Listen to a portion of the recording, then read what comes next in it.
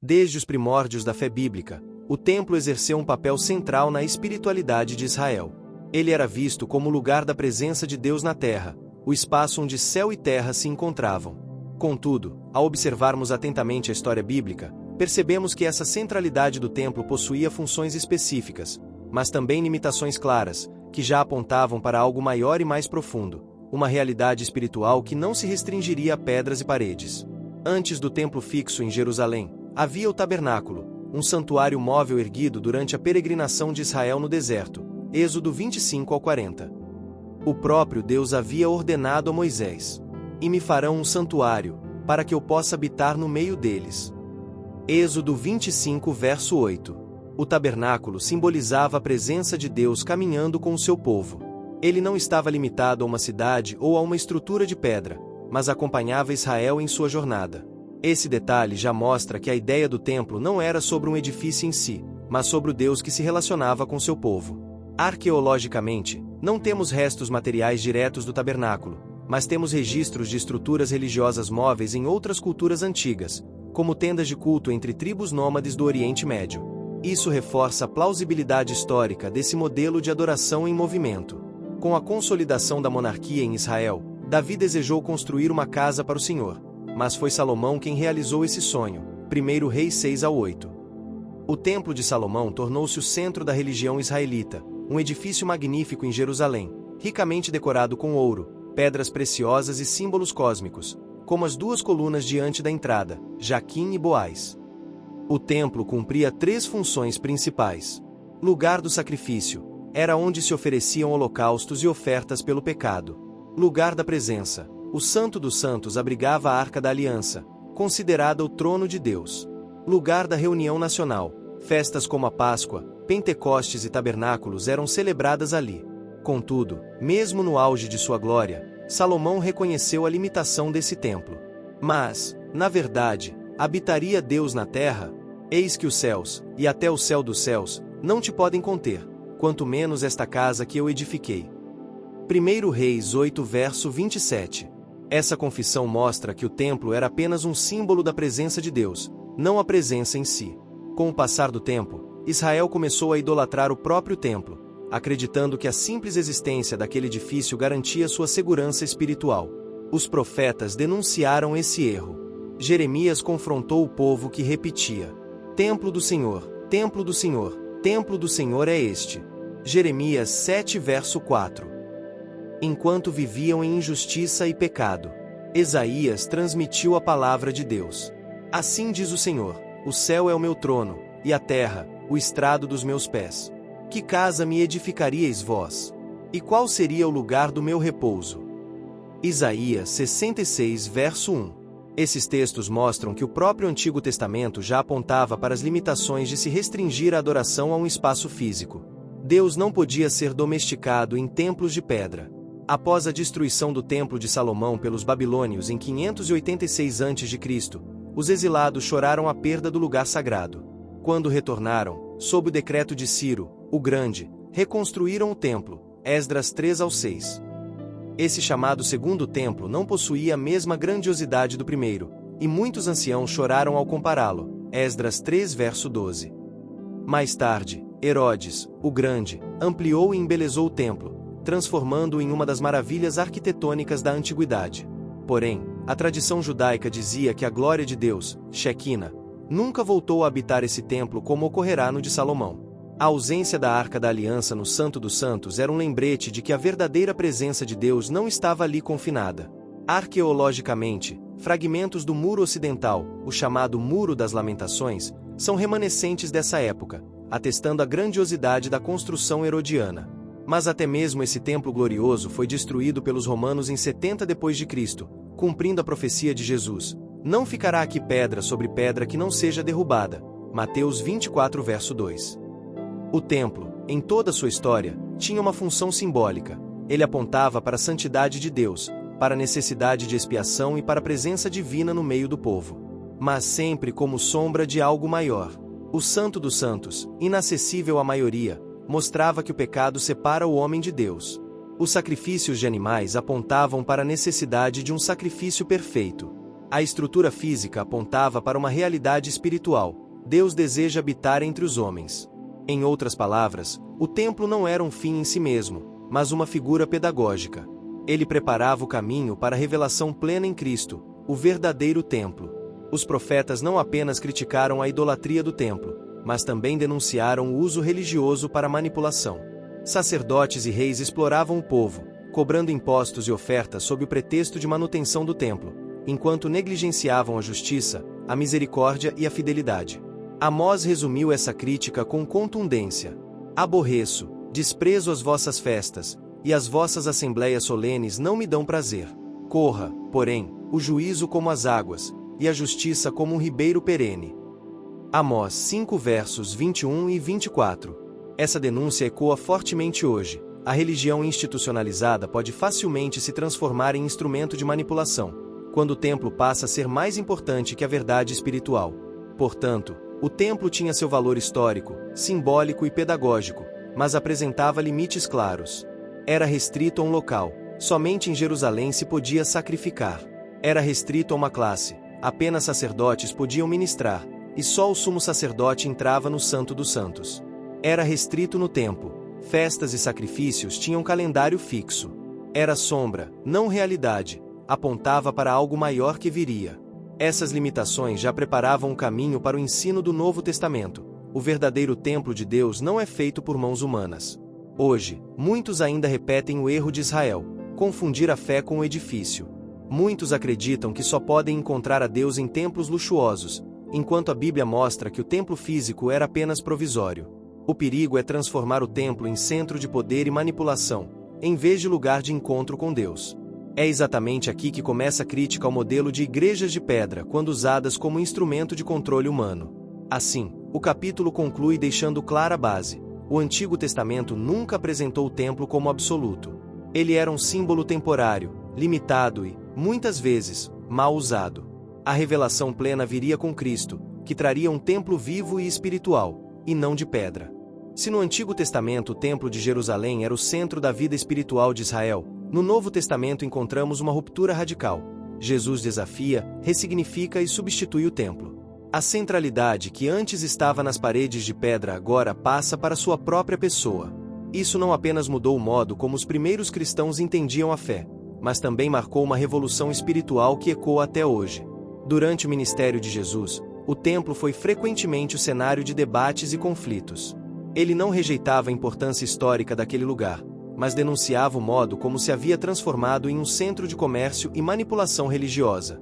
E entrou Jesus no templo de Deus, e expulsou todos os que vendiam e compravam no templo, e derrubou as mesas dos cambistas e as cadeiras dos que vendiam pombas, e disse-lhes: está escrito, a minha casa será chamada casa de oração, mas vós a tendes convertido em covil de ladrões. Mateus 21 versos 12 e 13. Essa cena foi um ato profético e subversivo. Ao expulsar os comerciantes, Jesus denunciava a corrupção do sistema religioso que havia transformado o templo em um espaço de exploração econômica. Essa atitude lembrava as denúncias dos profetas, como Jeremias 7, quando Deus criticava Israel por confiar cegamente no templo enquanto vivia em pecado. Hoje, a imagem é forte. Jesus rejeita a transformação da casa de Deus em um mercado espiritual. O templo que deveria ser lugar de encontro com o Senhor havia se tornado uma máquina de lucro, e a crítica continua atual diante de igrejas que negociam bênçãos e cobram pela graça. Em uma de suas falas mais contundentes, Jesus declarou sobre o templo: não vedes tudo isto? Em verdade vos digo que não ficará aqui pedra sobre pedra que não seja derrubada. Mateus 24 verso 2. Essas palavras soaram escandalosas. Para os judeus, o templo era o coração da fé. Sugerir sua destruição era atacar a identidade nacional e espiritual de Israel. Historicamente, essa profecia se cumpriu no ano 70 d.C., quando os romanos, sob o general Tito, destruíram completamente o templo de Herodes. O povo judeu perdeu seu centro de culto, e até hoje nunca mais reconstruiu o templo em Jerusalém. Essa ruptura forçou uma mudança radical. O judaísmo passou a se concentrar na Torá e nas sinagogas, e o cristianismo já havia aprendido a viver sem templo físico, porque Cristo era o centro. A arqueologia confirma esse evento. Restos de destruição romana, pedras derrubadas do templo e escritos como os de Flávio Joséfo testemunham a magnitude da catástrofe. Jesus havia antecipado: a centralidade do templo estava chegando ao fim. Talvez a declaração mais reveladora de Jesus sobre o templo seja esta: destruí este templo, e em 3 dias o levantarei. Mas ele falava do templo do seu corpo. João 2 versos 19 e 21. Aqui, Jesus se coloca no lugar do templo. O que antes era o edifício em Jerusalém agora é a sua própria pessoa. Ele é o ponto de encontro entre Deus e os homens. Isso tem um significado profundo. O Santo dos Santos era o lugar da presença de Deus e agora a plenitude da divindade habita em Cristo. Colossenses 2 e 9.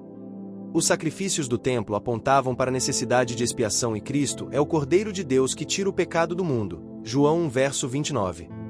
O templo como mediação era acessível apenas a sacerdotes em Cristo. Todos têm acesso direto ao Pai. Hebreus 10 versos 19 ao 22. Assim, Jesus não apenas critica o templo, ele o substitui definitivamente. Um dos diálogos mais emblemáticos sobre esse tema está em João 4. A mulher samaritana pergunta a Jesus se o lugar certo para adorar era Jerusalém ou o Monte Gerizim. A questão refletia uma disputa histórica entre judeus e samaritanos sobre o local legítimo de culto. A resposta de Jesus revoluciona séculos de tradição. Mulher, crê-me que a hora vem, em que nem neste monte nem em Jerusalém adorareis o Pai. Mas a hora vem, e agora é, em que os verdadeiros adoradores adorarão o Pai em espírito e em verdade, porque o Pai procura tais que assim o adorem. João 4 versos 21 e 23. Aqui está a essência. A verdadeira adoração não depende de local físico, mas de atitude espiritual. Não é o templo de Jerusalém, nem o monte dos samaritanos, é o coração humano conectado a Deus em espírito e em verdade. Essa é uma das maiores quebras de paradigma da fé bíblica. Outro momento simbólico e decisivo acontece na morte de Jesus. E eis que o véu do templo se rasgou em 2, de alto a baixo. Mateus 27 verso 51. O véu separava o Santo dos Santos, onde apenas o sumo sacerdote podia entrar uma vez ao ano. O rasgar desse véu simboliza que a barreira entre Deus e a humanidade foi destruída. Não havia mais necessidade de sacerdotes humanos ou de templos de pedra. O acesso a Deus estava aberto pelo sangue de Cristo. Isso é fundamental para o tema deste roteiro. O véu rasgado é a prova bíblica clara de que não precisamos de estruturas físicas para encontrar o Senhor. A graça basta. Para o mundo antigo, essa ideia era chocante. Quase todas as religiões possuíam templos, egípcios, babilônios, gregos e romanos. Os templos eram vistos como indispensáveis para o culto. O cristianismo, ao deslocar a adoração do espaço físico para Cristo, rompeu com o paradigma cultural milenar. Isso também explica por que os primeiros cristãos eram acusados de ateísmo pelos romanos. Como não possuíam templos nem imagens, eram vistos como pessoas que não adoravam nada. Mas, na realidade, sua fé estava centrada em um Deus vivo, que não habita em santuários feitos por mãos humanas. Atos 17 verso 24. Para os seguidores de Jesus, essa mudança trouxe libertação. Não precisavam mais peregrinar até Jerusalém, nem oferecer sacrifícios constantes, nem depender de sacerdotes humanos. A obra de Cristo havia inaugurado uma nova era. O apóstolo Paulo resume bem: temos, pois, irmãos, ousadia para entrar no Santo dos Santos, pelo sangue de Jesus, pelo novo e vivo caminho que ele nos consagrou, pelo véu, isto é, pela sua carne. Hebreus 10 versos 19 ao 20. Essa é a essência da graça, não há mais barreiras. O acesso a Deus é pleno, gratuito e universal em Cristo. Isso elimina a necessidade de templos como condição para encontrar a Deus. Na prática, isso significa que Cristo nos liberta da dependência de templos de pedra. Claro, os cristãos podem se reunir em prédios, mas esses lugares não são sagrados por si mesmos. São apenas ferramentas de conveniência. O verdadeiro templo é Cristo, e nele nós somos feitos templo do Espírito, tema do próximo capítulo. Essa verdade é também uma defesa contra a manipulação religiosa.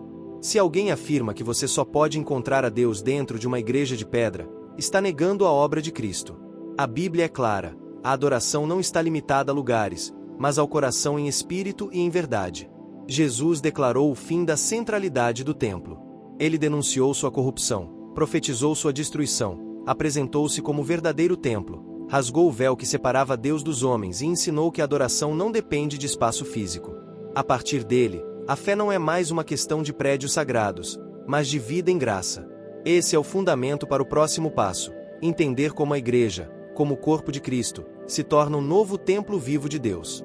Depois de entendermos que Jesus substitui o templo físico ao se apresentar como o verdadeiro santuário de Deus, surge uma revelação ainda mais profunda no Novo Testamento. A comunidade dos crentes, a Igreja, é agora o templo vivo do Senhor. Essa transformação é revolucionária, porque desloca totalmente a experiência religiosa de prédios e estruturas para a vida das pessoas que formam o corpo de Cristo. O apóstolo Paulo, escrevendo às comunidades cristãs do século I, introduziu uma das imagens mais poderosas da fé: a Igreja como o corpo de Cristo e como o templo do Espírito Santo. Não sabeis vós que sois o templo de Deus e que o Espírito de Deus habita em vós? 1 Coríntios 3, verso 16. Ou não sabeis que o vosso corpo é templo do Espírito Santo, que habita em vós, proveniente de Deus, e que não sois de vós mesmos? 1 Coríntios 6, verso 19. A linguagem de Paulo é clara: o templo deixou de ser um espaço físico restrito e passou a ser uma realidade espiritual encarnada nos próprios crentes. Deus não habita mais em construções, mas em pessoas. Esse conceito quebra com séculos de mentalidade religiosa baseada em santuários fixos. Para povos antigos, a ausência de templos significava ausência de deuses.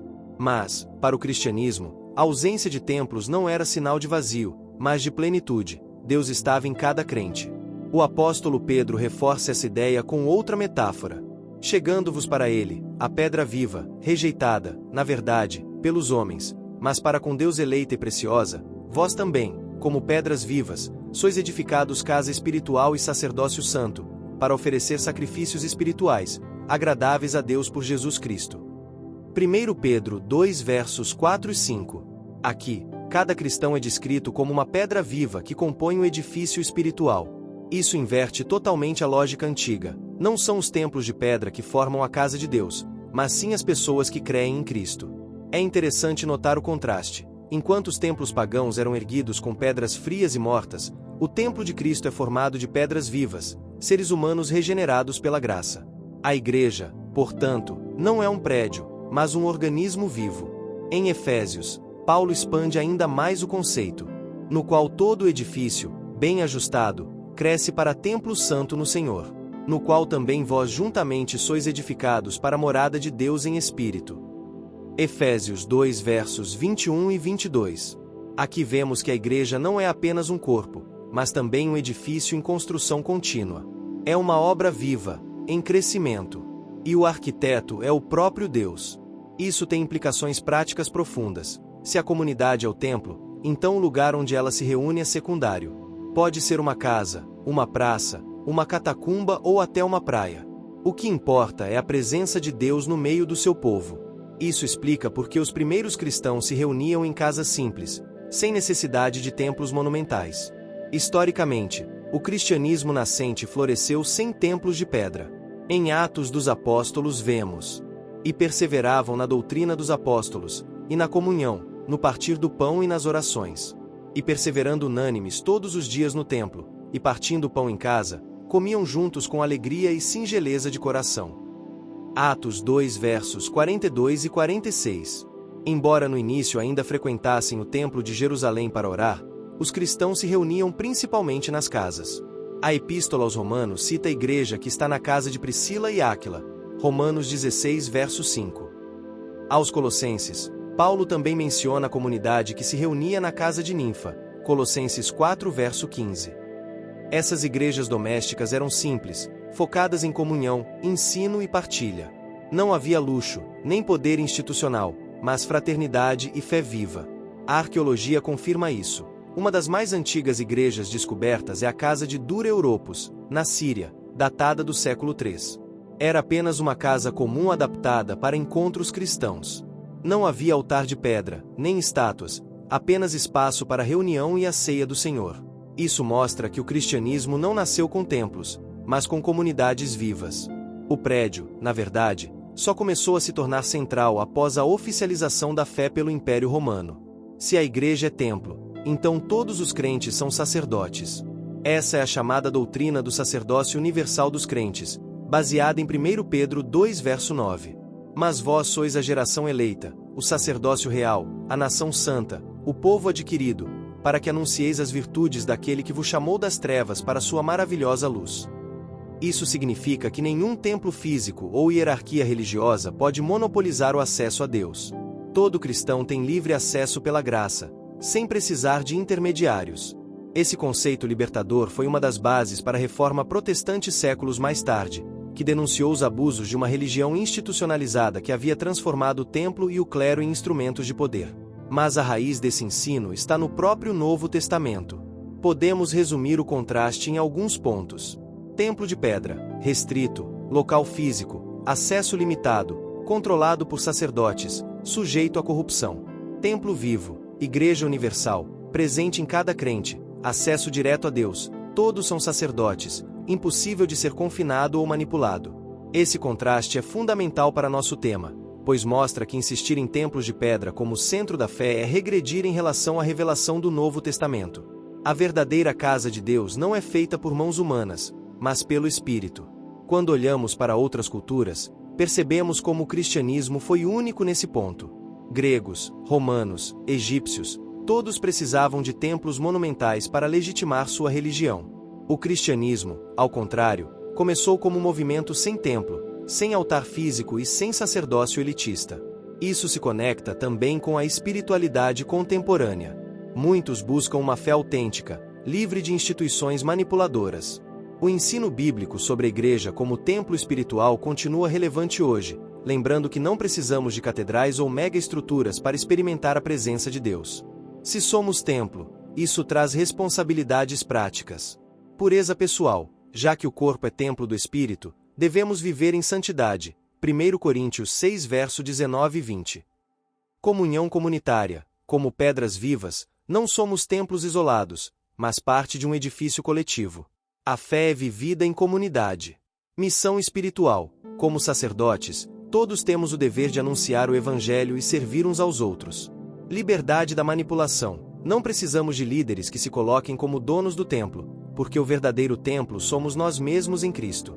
Essas implicações nos ajudam a discernir a diferença entre viver a fé bíblica e ser manipulado por estruturas religiosas centradas em prédios e instituições.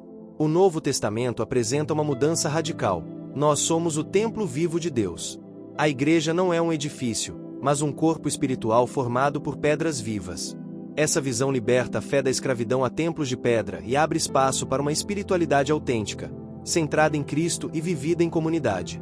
Isso nos prepara para o próximo passo: entender como a graça de Cristo substitui os rituais templários e torna desnecessário o sistema religioso centrado em construções físicas.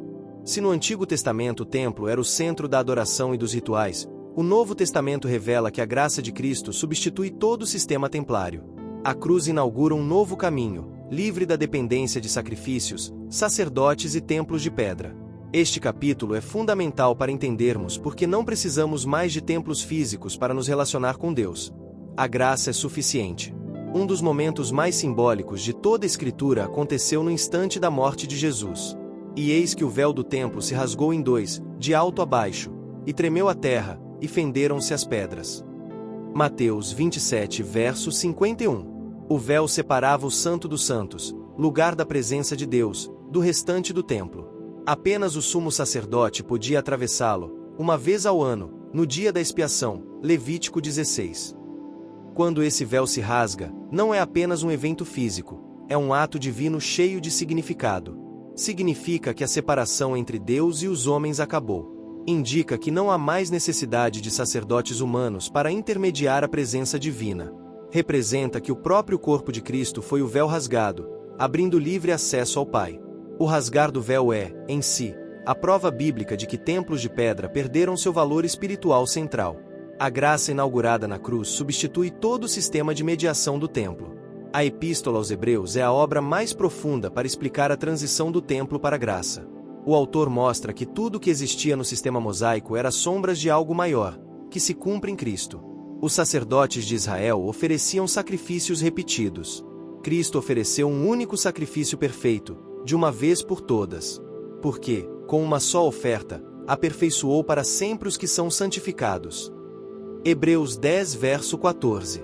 Além disso, Jesus não entrou em um templo terrestre, mas no santuário celestial.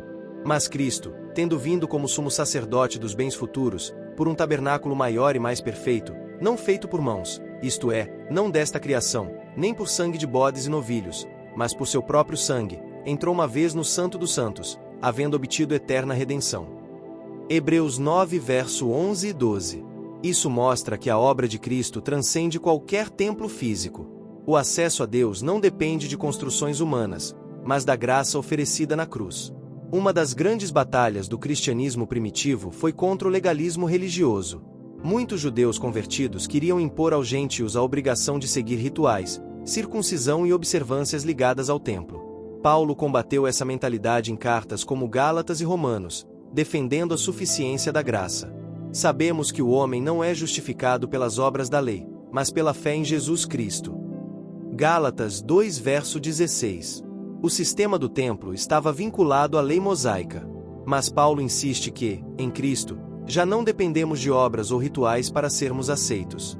Isso é libertador. A fé cristã não exige peregrinações a templos ou participação em sacrifícios, mas apenas confiança no sacrifício de Cristo. A substituição do templo pela graça torna o cristianismo único em relação a outras religiões. Religiões antigas, Egito, Babilônia, Grécia, Roma. Templos grandiosos eram indispensáveis. Sem eles, não havia culto válido. Religiões orientais. Muitos ainda têm templos e sacerdotes como mediadores exclusivos. Cristianismo aboliu a necessidade de templos físicos, porque o sacrifício de Cristo é universal e permanente. Essa diferença explica por que o cristianismo cresceu mesmo sem templos nos primeiros séculos. Ele não dependia de estruturas físicas. Os crentes podiam se reunir em qualquer lugar, porque o essencial já estava consumado na cruz. Apesar dessa revelação, a história mostra que, com o passar dos séculos, o cristianismo institucionalizado acabou recriando templos. Basílicas, catedrais e mega-igrejas surgiram, e muitos passaram a acreditar que só dentro dessas construções se poderia encontrar a Deus. Mas, biblicamente, isso é um retrocesso. Voltar a depender de templos é como negar que a graça é suficiente. É como se disséssemos que o sacrifício de Cristo não basta e que precisamos de estruturas para completar a obra. Esse é o mesmo erro dos judaizantes combatidos por Paulo. Jesus já havia ensinado a mulher samaritana. Mas a hora vem, e agora é, em que os verdadeiros adoradores adorarão o Pai em espírito e em verdade, porque o Pai procura tais que assim o adorem. João 4 verso 23. Aqui está a essência da adoração cristã: espírito e verdade, não lugar físico. Isso não significa que os cristãos não possam se reunir em prédios, mas que os prédios não são condição para a fé. A graça permite que qualquer espaço se torne lugar de culto, seja uma casa, uma prisão ou uma praça pública. A graça substitui os rituais templários em pelo menos 3 dimensões. Mediação. Não precisamos de sacerdotes humanos, pois temos um único mediador, Jesus Cristo. 1 Timóteo 2 verso 5. Sacrifício. Não precisamos de ofertas de animais ou rituais, porque Cristo já ofereceu o sacrifício perfeito. Localização. Não precisamos de templos, porque a presença de Deus habita nos crentes por meio do Espírito Santo. Essas verdades libertam a fé cristã de qualquer dependência institucional. O essencial é a graça, que age onde quer que os filhos de Deus estejam. Na vida prática, muitos hoje ainda são ensinados a acreditar que só terão acesso a Deus se estiverem em uma igreja de pedra, ou que bênçãos só podem ser recebidas em determinados altares. Mas isso é manipulação religiosa, contrária ao Evangelho. O chamado bíblico é claro: Cristo já abriu o caminho, e a graça nos basta. Nenhum pastor, templo ou sistema humano pode monopolizar a presença de Deus. A fé cristã é viva, livre e acessível a todos. Para o homem moderno, cansado de religiões que exploram sua fé, essa mensagem é profundamente relevante. O Evangelho mostra que não precisamos comprar favores de Deus, nem frequentar templos luxuosos para sermos aceitos. Basta crer em Cristo e viver a graça no dia a dia. O sistema templário, com seus rituais, véus e sacrifícios, era apenas uma sombra. Em Cristo, a realidade chegou. A graça substitui o templo, os rituais e os sacerdotes. O acesso a Deus é pleno, livre e gratuito. Isso prova biblicamente que não precisamos de templos de pedra para encontrar a Deus, porque já temos a obra perfeita de Cristo. Esse fundamento abre espaço para o próximo capítulo, onde vamos refletir sobre como a religião institucionalizada transforma templos em instrumentos de manipulação, repetindo os erros denunciados pelos profetas e por Jesus. Até aqui vimos que o templo, no Antigo Testamento, possuía função simbólica, mas também limitações. Em Jesus, a centralidade do templo chegou ao fim, e na Nova Aliança, a graça substituiu os rituais. Porém, a história mostra que muitas vezes a fé genuína foi corrompida por líderes religiosos que transformaram a religião em mercado, exatamente como os profetas denunciaram e como Jesus confrontou no Templo de Jerusalém. Esse capítulo explora a manipulação espiritual, tanto no passado quanto no presente, mostrando que templos de pedra podem facilmente se tornar instrumentos de controle humano. Os profetas do Antigo Testamento foram contundentes ao criticar líderes que usavam a religião como forma de lucro. Miqueias denunciou: os seus chefes dão as sentenças por presentes, e os seus sacerdotes ensinam por interesse, e os seus profetas adivinham por dinheiro, contudo ainda se encostam ao Senhor, dizendo: não está o Senhor no meio de nós? Nenhum mal nos sobrevirá. Miqueias 3 verso 11. Jeremias criticou o templo usado como amuleto. Pois, esta casa, que se chama pelo meu nome, uma caverna de salteadores aos vossos olhos. Jeremias 7 verso 11. Essas passagens revelam uma realidade antiga. Quando a religião se mistura com ganância e poder, o templo deixa de ser lugar de encontro com Deus e se torna uma empresa disfarçada de devoção. O episódio da purificação do templo é talvez o ato mais radical de Jesus contra a comercialização da fé. A minha casa será chamada casa de oração, mas vós a tendes convertido em covil de ladrões. Mateus 21 verso 13.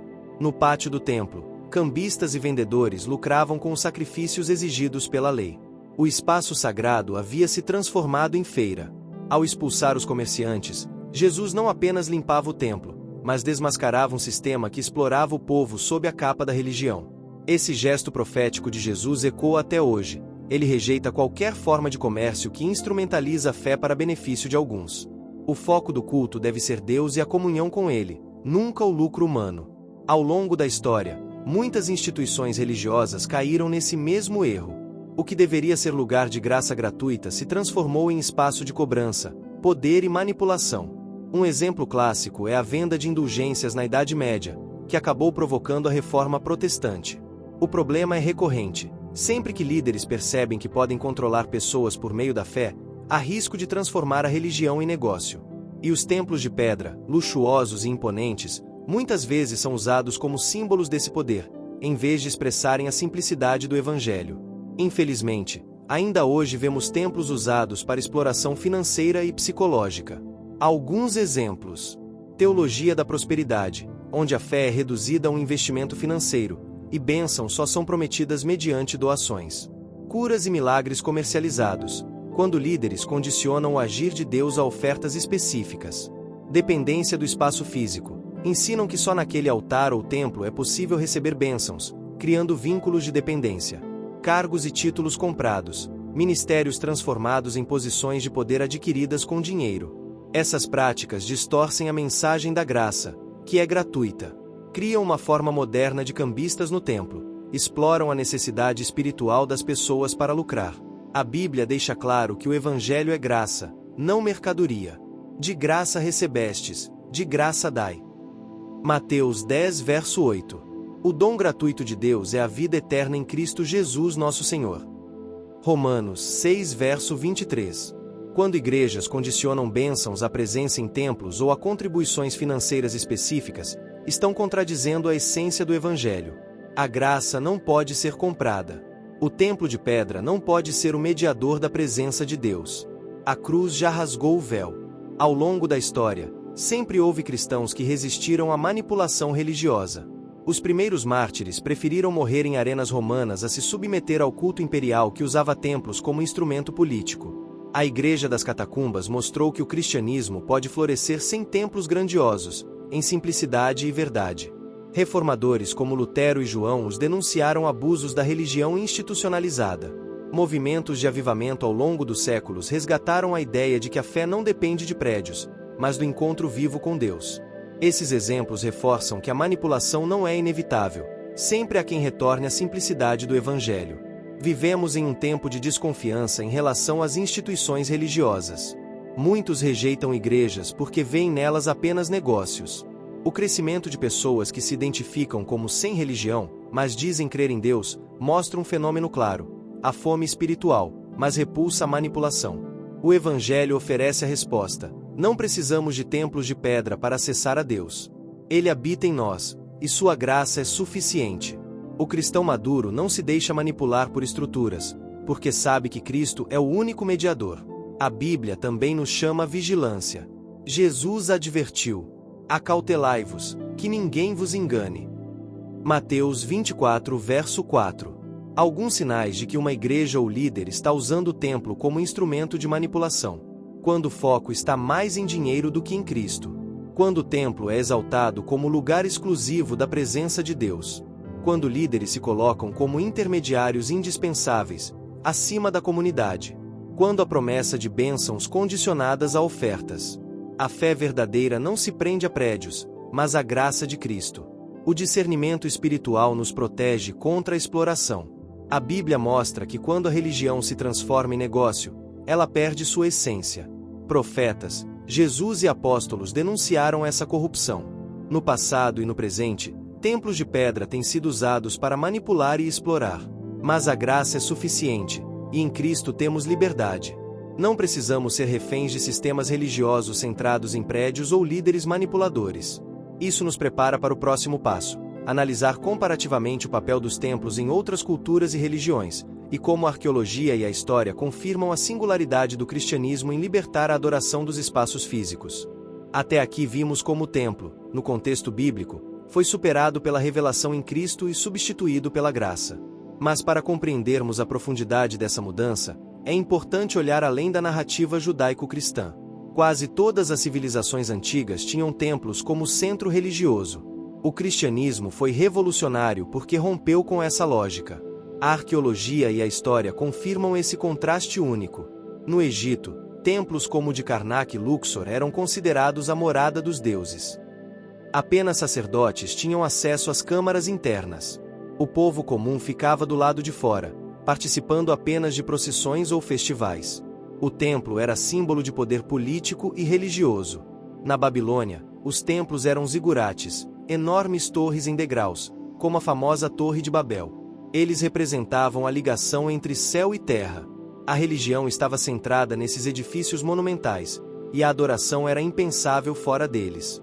Na Grécia, templos como o Partenon eram dedicados a deuses específicos: Atena, Apolo, Zeus. Neles, a imagem da divindade era colocada em destaque. O espaço não era para reuniões comunitárias, mas para o culto à estátua. No Império Romano, templos serviam não só ao culto religioso, mas também à legitimação política. O culto ao imperador era praticado nos templos, reforçando a ideia de que a fé estava subordinada ao Estado. Em todas essas culturas, o templo era indispensável. Sem ele, não havia religião. O sagrado estava vinculado ao espaço físico. Israel também tinha o templo como centro da vida espiritual. Mas havia uma diferença: o templo não abrigava uma imagem de Deus. Isso refletia a singularidade do monoteísmo hebraico. Ainda assim, a dependência do templo era enorme, e a destruição de Jerusalém em 586 a.C. e novamente em 70 d.C. foi vista como tragédia nacional e espiritual. Arqueologicamente, escavações no Monte do Templo e ao redor do Muro Ocidental mostram a grandiosidade da construção de Herodes. Escadarias, inscrições e pedras caídas testemunham a centralidade desse lugar. A ausência da Arca da Aliança, entretanto, reforça a ideia de que já no Segundo Templo havia uma sensação de falta da presença divina. Ao contrário das religiões vizinhas, o cristianismo nascente rejeitou a ideia de que a presença de Deus estava limitada a um espaço físico. Paulo, pregando em Atenas, declarou: "O Deus que fez o mundo e tudo o que nele há, sendo Senhor do céu e da terra, não habita em templos feitos por mãos de homens." Atos 17, verso 24. Essa afirmação era radical para o mundo antigo. Para gregos e romanos, a fé sem templos era incompreensível. É por isso que muitos acusavam os cristãos de ateísmo. Não viam imagens, nem altares, nem templos. Arqueologicamente, sabemos que os primeiros cristãos se reuniam em casas comuns. Um exemplo notável é a casa de Dura Europos, Síria, século III, considerada uma das igrejas mais antigas. Era uma residência adaptada para reuniões, sem nada da monumentalidade dos templos pagãos. Isso confirma que a fé cristã não dependia de estruturas físicas. Durante o exílio babilônico, surgiu a prática das sinagogas, lugares de ensino e oração comunitária, mas sem sacrifícios. Elas não substituíam o templo, mas funcionavam como espaços de leitura da Torá e encontro social. Essa prática influenciou a igreja primitiva, que se reunia em casas de forma semelhante a sinagogas. Mas a diferença é que os cristãos não viam esses locais como indispensáveis. A fé estava no Cristo ressuscitado, presente em cada crente. A destruição do templo pelos romanos em 70 d.C. marcou um divisor de águas. Para os judeus, significou a perda do centro da religião. O judaísmo rabínico nasceu daí, focado na Torá e nas sinagogas. Para os cristãos, confirmou as palavras de Jesus: não ficará pedra sobre pedra. Mateus 24, verso 2. Como a fé já não dependia do templo, o cristianismo sobreviveu e cresceu mesmo sem ele. Arqueólogos encontraram moedas e inscrições datadas da época, registrando o triunfo romano e a frase Judaea capta, Judá derrotada. Isso confirma a magnitude da destruição. Para o cristianismo, entretanto, foi a oportunidade de mostrar que a verdadeira adoração não estava em pedras, mas no espírito. Podemos comparar o modelo antigo com o modelo cristão. Religiões antigas, o sagrado estava no espaço físico, agora temos templos imponentes. Judaísmo, a presença divina se manifestava em Jerusalém, agora temos templo central. Cristianismo, o sagrado habita em pessoas, agora temos corpo de Cristo como templo vivo. Essa mudança explica por que o cristianismo conseguiu atravessar perseguições e dispersões. Sem depender de templos, os cristãos podiam adorar em qualquer lugar. A fé não era vulnerável a destruições físicas. Essa análise nos leva a 3 conclusões práticas. O cristianismo é único porque retirou o foco do templo físico. A graça de Cristo libertou a fé de edifícios sagrados. Templos de pedra podem ser úteis como lugares de reunião, mas não são indispensáveis. O essencial é a comunidade viva. A manipulação religiosa acontece quando líderes tentam restaurar a centralidade de prédios, como se a presença de Deus dependesse deles. Isso é contrário à Bíblia e à própria história cristã. Hoje, muitos buscam espiritualidade fora das instituições religiosas. A arqueologia e a história confirmam que essa busca não é infundada. O cristianismo nasceu como uma fé livre de templos. A graça é suficiente. Quando vemos líderes exaltando templos como se fossem indispensáveis para a salvação, precisamos lembrar da comparação cultural. Os pagãos precisavam de templos, mas os cristãos não. O verdadeiro templo somos nós, morada do Espírito. A análise histórica e arqueológica mostra que o cristianismo é único entre as religiões. Nasceu e se consolidou sem templos de pedra. Enquanto outras culturas dependiam de edifícios monumentais, os cristãos viviam a fé em casas, catacumbas e comunidades simples. Isso confirma biblicamente e historicamente que templos não são necessários para a presença de Deus. O templo físico era sombra, mas a graça de Cristo é a realidade definitiva. Esse caminho nos leva ao próximo tema: compreender como a fé cristã se expressou em igrejas domésticas e movimentos de comunidade, provando na prática que a espiritualidade pode florescer fora das estruturas de pedra. Quando Jesus inaugurou uma nova forma de adoração em espírito e em verdade, isso teve consequências práticas imediatas na vida da igreja nascente. Sem depender de templos de pedra, os primeiros cristãos descobriram a força da fé vivida em comunidades domésticas, em espaços simples, marcados pela comunhão e pela liberdade do espírito. Este capítulo explora a realidade das chamadas igrejas nas casas, que foram a base do cristianismo por séculos, e como esse modelo ainda ecoa na espiritualidade contemporânea. Logo após Pentecostes, a comunidade cristã de Jerusalém começou a se organizar de forma espontânea. E perseveravam na doutrina dos apóstolos, e na comunhão, no partir do pão e nas orações. E, perseverando unânimes todos os dias no templo, e partindo o pão em casa, comiam juntos com alegria e singeleza de coração. Atos 2 versos 42 e 46. Note que, enquanto ainda frequentavam o templo para orar, o centro da vida comunitária era nas casas. O partir do pão, referência à ceia do Senhor, acontecia em ambiente doméstico. Não havia altares de pedra, sacerdotes exclusivos ou edifícios monumentais. A fé era vivida no cotidiano. As cartas de Paulo e outros apóstolos confirmam esse padrão. Diversas comunidades cristãs se reuniam em residências. Saudai também a igreja que está em sua casa. Romanos 16 verso 5, sobre Priscila e Áquila.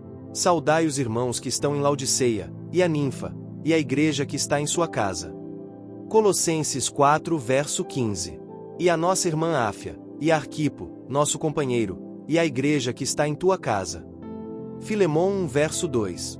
Esses registros mostram que o modelo original da igreja não era templário, mas comunitário.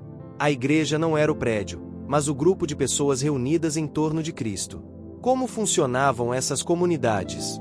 Simplicidade. Não havia separação rígida entre clero e leigos. Todos participavam com dons diferentes. 1 Coríntios 14, verso 26. Comunhão. A refeição era a parte central, simbolizando a ceia do Senhor. Ensino. Os apóstolos ou líderes locais compartilhavam a palavra. Partilha. Havia solidariedade prática. Os bens eram repartidos conforme a necessidade. Atos 4, versos 32 ao 35. Flexibilidade. Podiam se reunir em qualquer lugar: casas, pátios, campos, catacumbas. A arqueologia confirma isso. A já citada casa de Dura Europos, na Síria, século III, mostra um espaço adaptado, um salão maior para reuniões, um quarto para batismos e outros ambientes domésticos. Nada que lembrasse a grandiosidade dos templos pagãos. Enquanto pagãos se reuniam em templos majestosos para venerar imagens, os cristãos optavam pela simplicidade das casas. Isso transmitia uma mensagem poderosa. O sagrado não está nas pedras, mas nas pessoas. A comunhão é mais importante que a arquitetura. A presença de Deus se manifesta onde 2 ou 3 se reúnem. Mateus 18, verso 20. Essa simplicidade foi também uma forma de proteção. Como eram perseguidos, os cristãos podiam se reunir secretamente sem chamar atenção. Mas, além de uma necessidade prática, havia uma teologia por trás. O templo verdadeiro são os crentes reunidos em Cristo. Durante os séculos 2 e 3, quando o cristianismo ainda era ilegal no Império Romano, muitos se reuniam em catacumbas, galerias subterrâneas usadas como cemitérios. Ali celebravam a ceia, cantavam hinos e compartilhavam a fé. Inscrições e pinturas encontradas nas catacumbas de Roma confirmam essa prática. Símbolos como o peixe, istis, o pão e o cálice mostram que a fé era vivida com profundidade mesmo em ambientes de clandestinidade. Isso reforça a tese: a fé cristã não depende de templos de pedra, mas floresce em qualquer espaço onde Cristo está presente. O movimento das casas também reforçava o conceito do sacerdócio universal dos crentes. 1 Pedro 2, verso 9. Todos podiam participar com orações, cânticos e palavras de edificação. Não havia palco, púlpito elevado ou distinções grandiosas. A fé era horizontal, marcada pela fraternidade. Isso contrasta com o modelo templário, onde poucos conduzem e muitos assistem. No movimento das casas, todos eram ativos na adoração. Era uma espiritualidade participativa, não passiva. O movimento das casas nos ensina algumas verdades que continuam relevantes. Deus habita onde há comunhão sincera, não importa se o espaço é humilde. A graça é suficiente. Não precisamos de altares físicos para encontrar perdão e bênção. A comunidade é templo vivo. Cada encontro é um espaço sagrado, porque o Espírito Santo habita nos crentes. A fé floresce na simplicidade. Quanto mais próximo da vida cotidiana, mais autêntica a experiência cristã. Curiosamente, o modelo das igrejas domésticas nunca desapareceu. Em contextos de perseguição, ele ressurge com força. China, milhões de cristãos se reúnem em casa secretamente, já que muitas igrejas são controladas pelo Estado. Oriente Médio, onde a hostilidade ao cristianismo, a fé se fortalece em pequenos grupos familiares.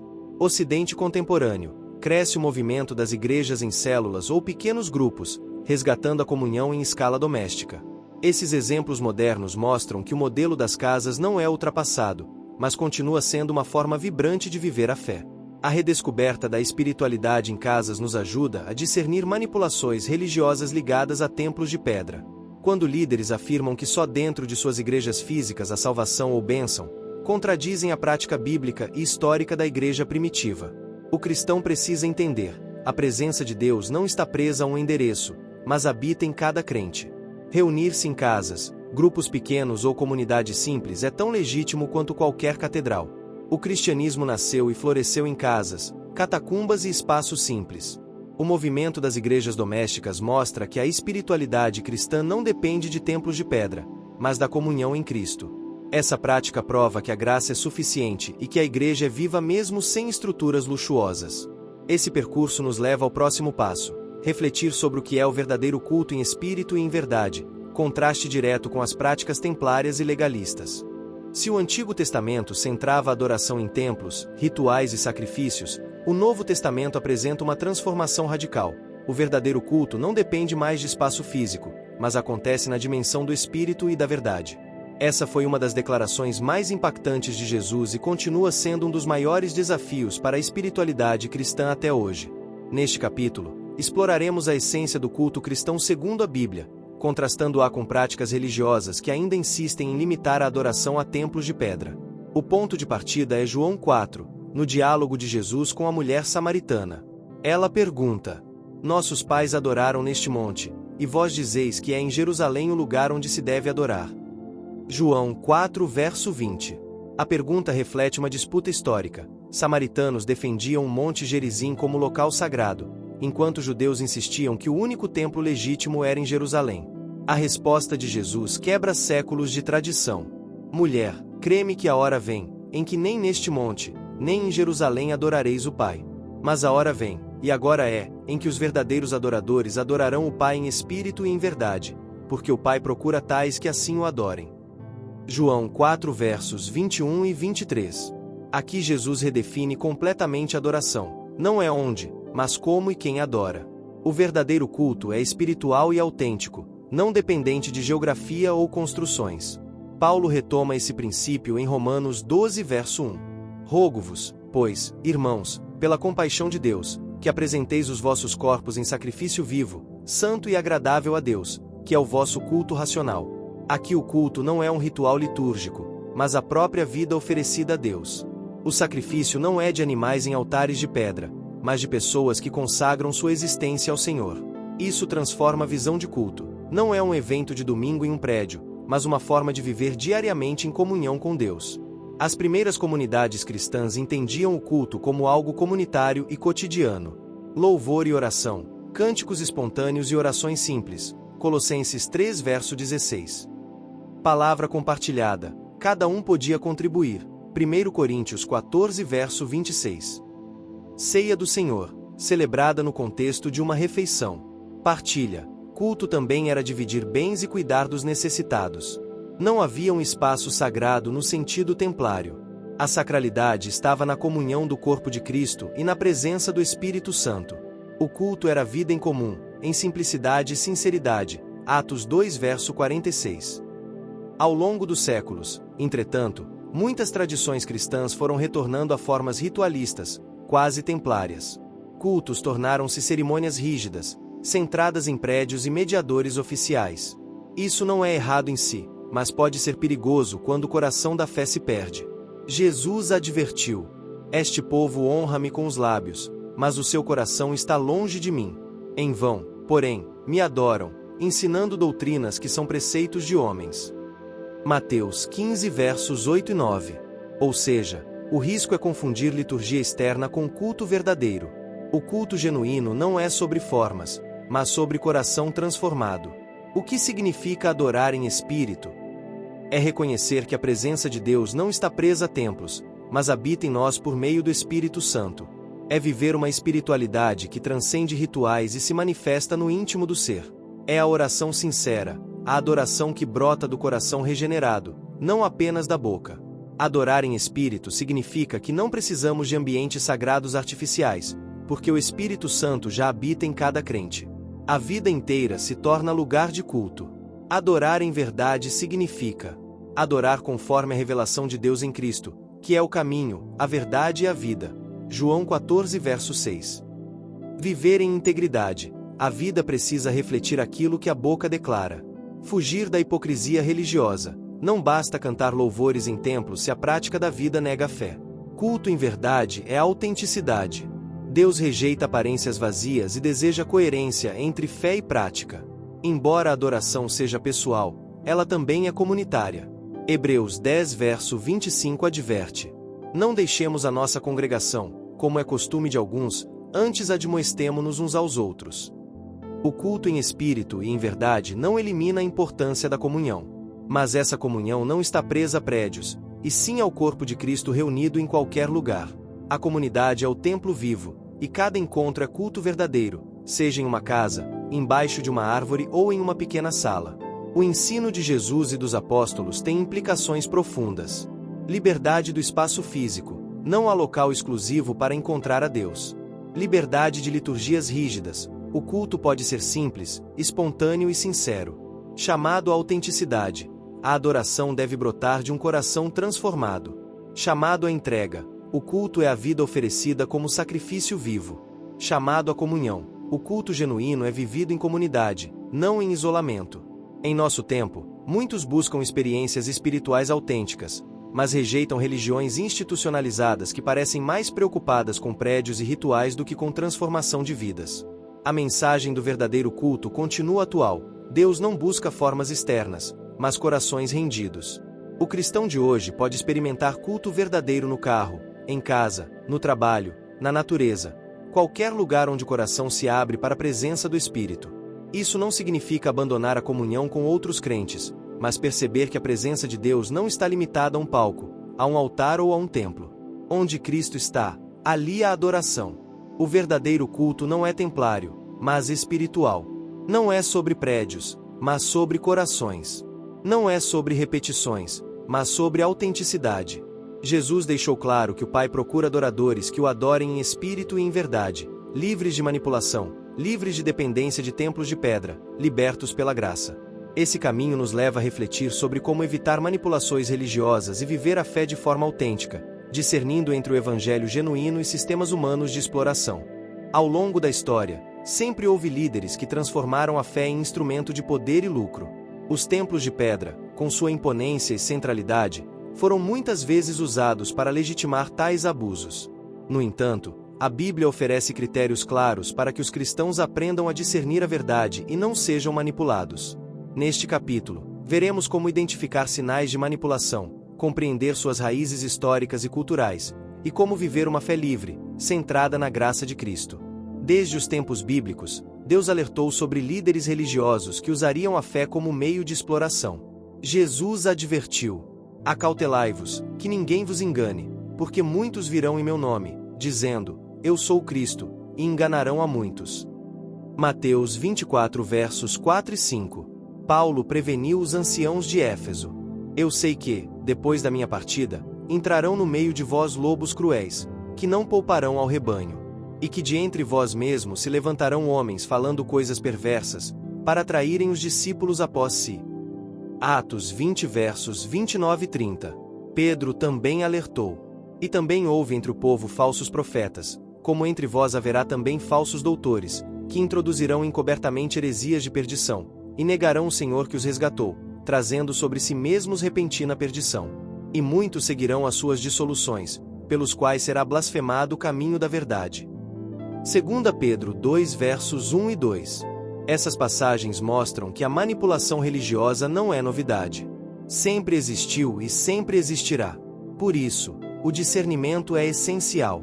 Os mecanismos usados por líderes manipuladores podem ser diferentes em cada época, mas seguem o mesmo padrão. Exclusividade do templo. Ensinam que a presença de Deus só existe naquele espaço físico específico.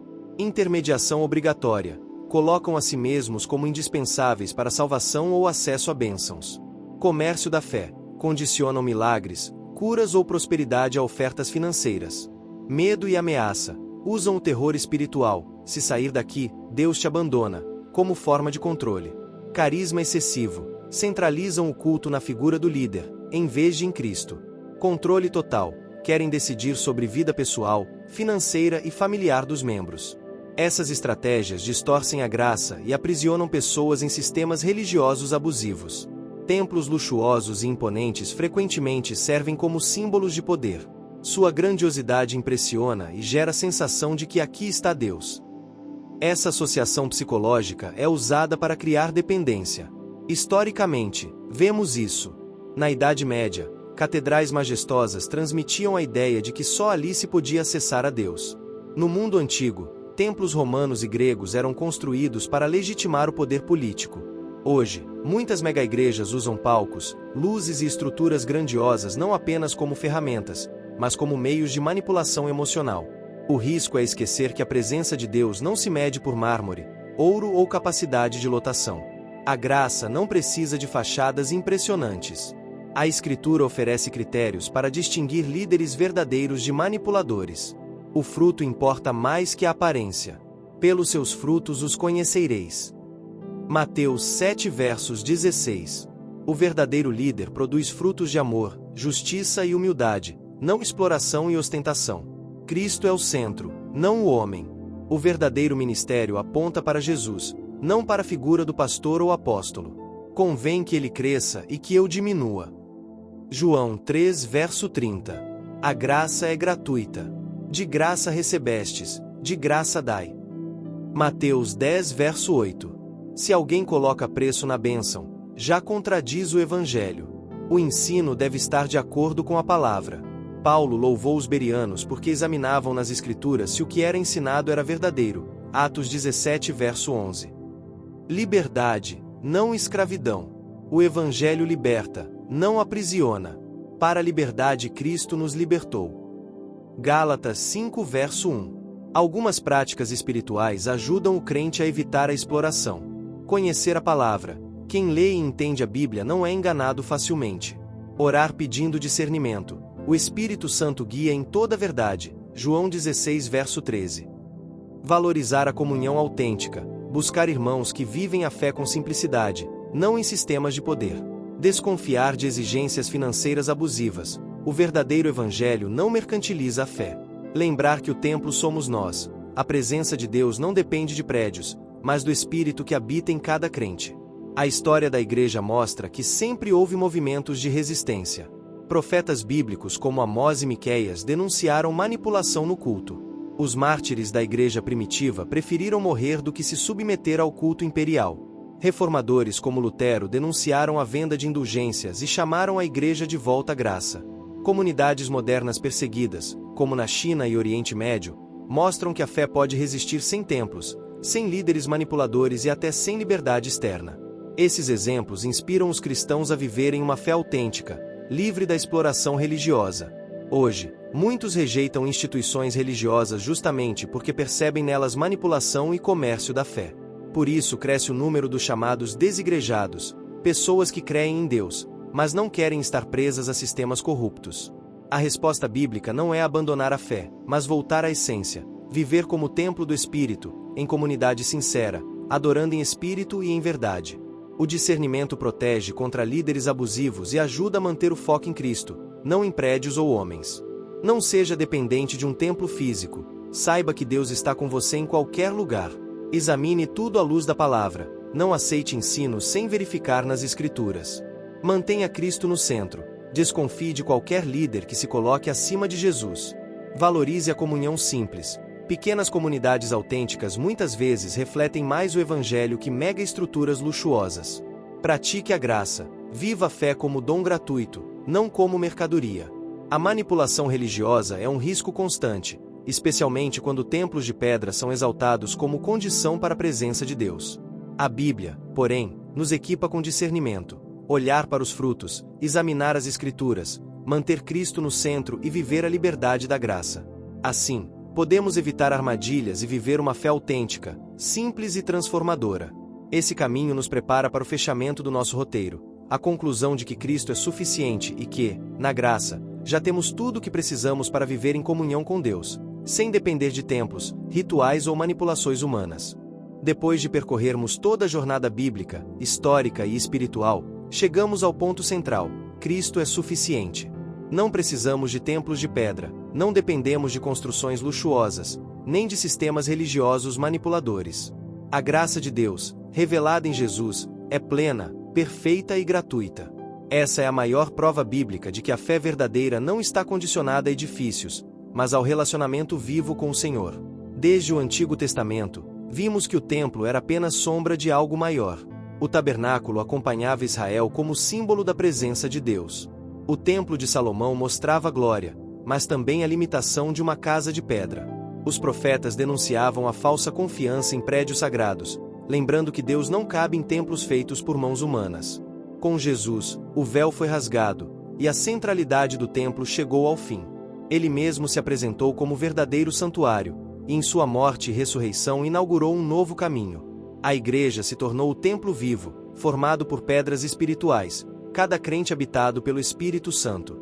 Esse fio condutor mostra que toda a Escritura aponta para o mesmo destino. Deus não quer habitar em paredes, mas em pessoas. Se antes o culto dependia de sacrifícios e sacerdotes, agora depende apenas da graça. Não há preço a pagar, porque Cristo já pagou tudo. Não há intermediários humanos, porque temos um único mediador entre Deus e os homens, Jesus Cristo. 1 Timóteo 2 verso 5. A graça é o coração do Evangelho. E justamente por ser gratuita, ela liberta os crentes de sistemas religiosos que tentam controlar por meio de templos, dízimos compulsórios, indulgências modernas ou exigências ritualísticas. A graça nos lembra que tudo é dom, não produto. Tudo é presente, não mercadoria. Ao longo da história, a tentação sempre foi retornar a modelos templários. Igrejas majestosas foram construídas, muitas vezes mais como demonstração de poder humano do que como expressão de fé. Líderes passaram a manipular, dizendo que fora de suas paredes não há salvação. Mas a Escritura é clara: a salvação não está em templos, mas em Cristo. O verdadeiro perigo é transformar templos em ídolos, repetindo o erro dos antigos judeus que diziam: Templo do Senhor, Jeremias 7 verso 4, enquanto viviam em pecado. Hoje muitos dizem: só aqui você encontra Deus. Mas a palavra responde: Deus está com aqueles que o adoram em espírito e em verdade, em qualquer lugar. O Evangelho nos dá uma liberdade que nenhuma religião institucional pode oferecer. Liberdade geográfica. Não precisamos ir a Jerusalém, nem a Roma, nem a mega-igrejas para encontrar a Deus. Liberdade ritual. Não precisamos repetir cerimônias para sermos aceitos. Liberdade hierárquica. Não dependemos de um sacerdote humano para acessar o Pai. Liberdade espiritual. Vivemos na graça, guiados pelo Espírito, não presos a regras humanas. Essa liberdade não significa isolamento, mas vida em comunhão autêntica. Podemos nos reunir em casas, praças, salões simples ou até debaixo de uma árvore. O local não define a presença de Deus, o que importa é a fé em Cristo e a unidade no Espírito. Em um tempo em que muitas pessoas desconfiam das instituições religiosas, essa mensagem é profundamente atual. Muitos se afastam de igrejas porque sentem que ali há mais comércio que fé, mais espetáculo que evangelho. O ensino bíblico traz esperança. Não precisamos abandonar a fé por causa de templos corrompidos. Podemos viver a fé em Cristo, com simplicidade e autenticidade. Isso não significa que prédios sejam inúteis. Eles podem ser ferramentas para a comunhão. Mas são apenas isso, ferramentas, não condições. O risco está em transformá-los em ídolos. O chamado de Jesus é claro: onde estiverem 2 ou 3 reunidos em meu nome, aí estou no meio deles. Mateus 18 verso 20. O desafio para cada cristão é responder à pergunta: em quem está minha fé? Está em Cristo, o templo vivo? Ou está em prédios, líderes e sistemas humanos? A resposta correta muda tudo. Se Cristo é suficiente, então a fé não será abalada quando templos caírem, quando líderes falharem ou quando instituições mostrarem seus limites. O crente permanecerá firme, porque sua base não está em pedras, mas na rocha eterna. No final, tudo converge para uma só verdade: Cristo é suficiente. Ele é o verdadeiro templo. Ele é o sumo sacerdote eterno. Ele é o Cordeiro perfeito. Ele é a pedra angular sobre a qual somos edificados. Ele é a graça que basta. Se temos Cristo, temos tudo. Não precisamos de templos luxuosos, não precisamos de intermediários, não precisamos de manipulações humanas. Temos acesso direto ao Pai, pelo Espírito, em qualquer lugar, em qualquer tempo. O templo de pedra foi importante, mas era apenas sombra. A realidade chegou em Cristo. Hoje, o verdadeiro templo é o corpo vivo dos crentes, habitados pelo Espírito Santo. A graça é suficiente, e Cristo é o centro. Essa é a prova bíblica de que não precisamos de templos de pedra para nos encontrar com Deus. O maior convite que fica é este: viva a fé livremente, em espírito e em verdade, confiando na suficiência de Cristo. Se esta mensagem falou ao seu coração, apoie nosso trabalho. Curta este vídeo, inscreva-se no canal Segredos da Bíblia e compartilhe. Assim, mais pessoas poderão conhecer as verdades transformadoras da Palavra de Cristo.